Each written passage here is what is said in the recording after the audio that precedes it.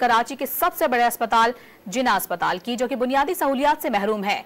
Neurology department की lift खराब होने से मरीजों को सीढ़ियों से नीचे उतारा जाने लगा। मजीद जानते हैं डॉन न्यूज की नुमाइंदा अनम मशकूर से। अनम, मजीद बताइएगा क्या सूरत हाल है? देखिए, कराची के सबसे बड़े सरकारी अस्पताल का इंतहाई अहम शोबा है न्यूरोलॉजी, जहाँ पे जो है रीढ़ की हड्डी के और दिमागी अमराज के मरीजों को लाया जाता है।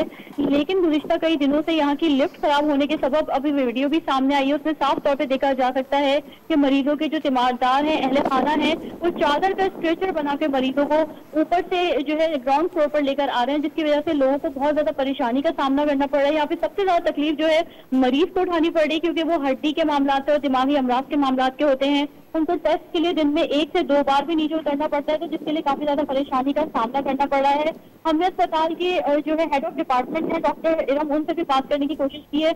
उनका यही कहना है कि फंड्स जारी हो गए हैं, जल्द से जल्द जो है अस्पताल की जो लिफ्ट है उनकी मरम्मत कर ली जाएगी। बहुत शुक्रिया अनम मशकूर।